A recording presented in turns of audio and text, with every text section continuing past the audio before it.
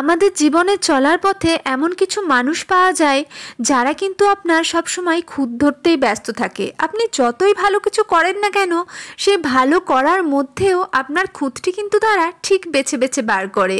কি ঠিক বললাম তো? হ্যালো বন্ধুরা, কেমন আছেন সবাই? ভিডিও শুরুতেই সকলকে জানাই শুভ সন্ধ্যা। তো ঘড়ির কাঁটায় এখন 7টা মতো বাজছে। এদিকে আমার রান্নাবান্না শুরু হয়ে গেছে। আজকে রাত্রের একটা ছোট্ট ভিডিও আপনাদের সাথে শেয়ার করার ইচ্ছে রইল বন্ধুরা। আশা রাখবো ভিডিওটি আপনারা দেখবেন ও আমার পাশে থাকবেন। আজকে হচ্ছে সোমবার, আর সোমবারে আজকে হচ্ছে কৌশিকী অমাবস্যা। তো কৌশিকী অমাবস্যা মানেই মা কালীর পুজো হয়। আর আজকে তারাপীঠে তো বিশাল ধুমধাম।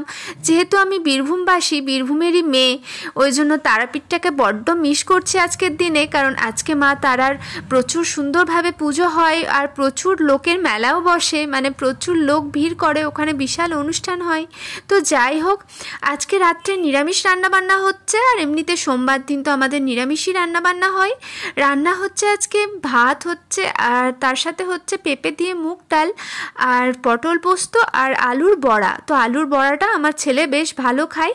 এদিকে আমি পটলটাও কেটে নিয়েছি। তো পটলটা কিন্তু আমার জন্য, কারণ ছেলে তো সবজি একদমই খায় না। ও আলুর বড়া আর ডাল দিলেই ব্যাস হয়ে যায়, আর কিছু লাগে না। এদিকে আমার ডালটাও হয়ে গেছে, পেঁপে দিয়ে মুগ ডাল।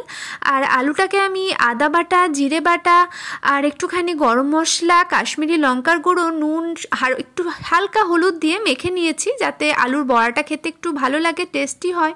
তো সামান্য তেল দিয়ে আমি আলুর বড়াটা ভাজবো, কারণ খুব একটা বেশি তেল খাওয়াটা তো ঠিক না, তাই না? আর বিশেষ করে বাচ্চা বড় কারোরই আর কি তেল খাওয়াটা অতটা উচিত নয়। ওই জন্য আমি সবসময় রান্নাবান্নায় আমি অল্প তেল দেওয়ারই চেষ্টা করি। তো যাই হোক, আমার আজকে রাত্রের ডিনার কমপ্লিট মানে ডিনারটা হয়ে গেছে, কিন্তু আমাদের খাওয়া দাওয়া এখনও হয়নি। তো এই রইল আলুর বড়া, মুগ ডাল, আর তার সাথে রইল পটল পোস্ত। তো যাই হোক, ভিডিওটি ভালো লাগলে অবশ্যই আমার পাশে থাকবেন বন্ধুরা। লাইক, কমেন্ট, শেয়ার করবেন। আপনাদের অনেকখানি ভালোবাসা আমার প্রয়োজন, অনেকখানি আমায় ভালোবাসা দেবেন, আর অবশ্যই কিন্তু আমার পাশে থাকবেন। আবারও বলছি, সকলকে জানাই শুভরাত্রি।